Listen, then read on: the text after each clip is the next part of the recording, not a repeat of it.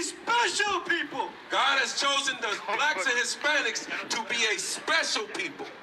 What else? Unto himself, above all people that are upon the face of the earth. Has anybody ever told you that you are supposed to be above all the people on the face of the planet? Anybody ever told you that? No, they didn't tell you that because they didn't tell me that. They didn't tell me that. They teach us as if we are nothing. They taught you that you was a Mexican.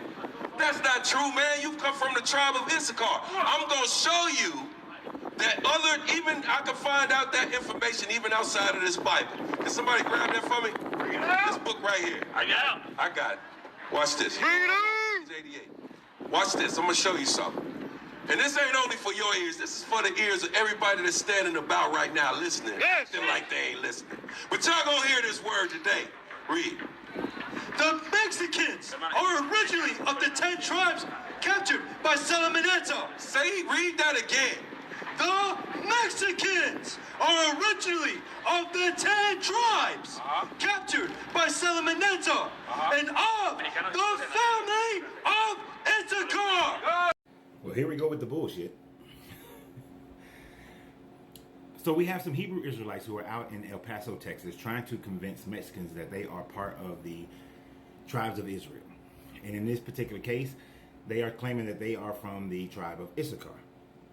Now, just to give you guys a timeline structure, the time frame for Jacob is around 1600 BCE, right? So we're looking at roughly about 3,600 years ago. Would be the time frame when Jacob was married to Leah and Issachar was born from that union. Now, the tribe of Issachar was one of the northern tribes of Israel that had broken off. But by 721, 722, they were conquered by the Assyrians, made into slaves, and then were assimilated into the Assyrian kingdom. Now, time goes on, 200 years later, they lose to the Babylonians, the Assyrians that is, lose to the Babylonians. They're then absorbed into the Babylonians. And then when the northern kingdom of Israel is conquered by the Babylonians as well, because Hezekiah was able to stave off the Assyrians, when the northern kingdom is conquered by the Babylonians, they're part of Babylon. And then they are released from the Persians. Now, at the time frame of being released from the Persians, the only identifiable tribes of Israel was the tribe of Benjamin and the tribe of, Judah. Fell out my head for a second. The tribe of Judah. So, the tribe of Issachar and the other 10 so-called lost tribes were actually just absorbed into the Assyrian culture as slaves.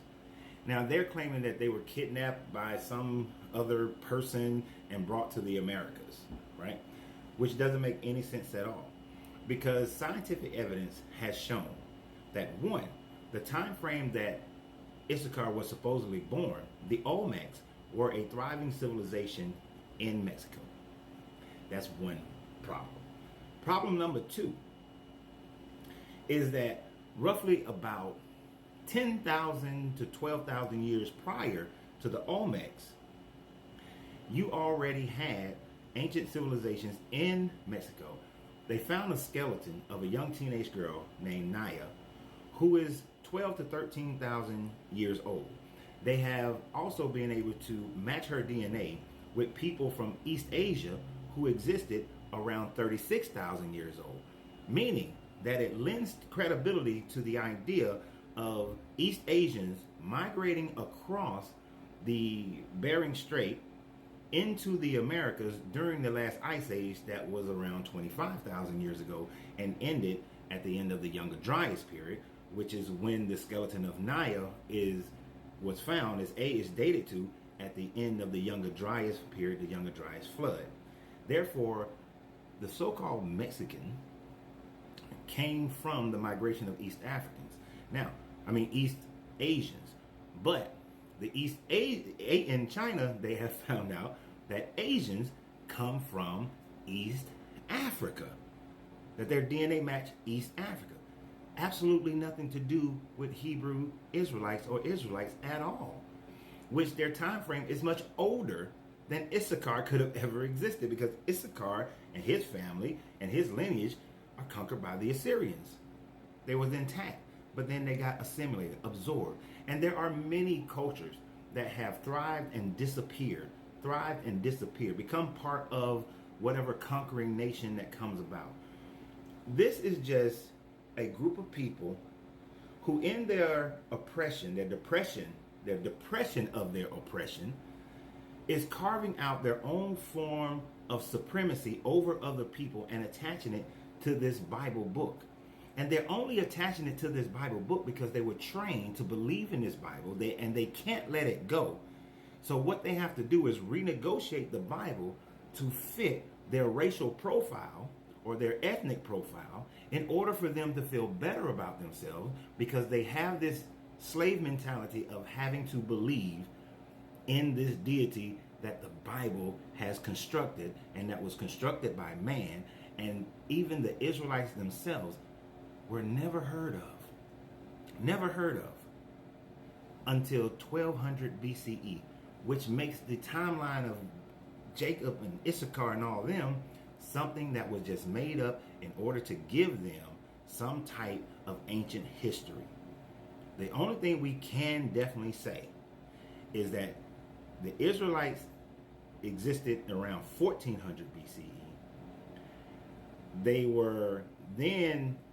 They grew larger during during the Bronze Age collapse, because the sea people, the Canaanites, the Phoenicians, all moved inland because of the Bronze Age collapse and became part of these Israelite people.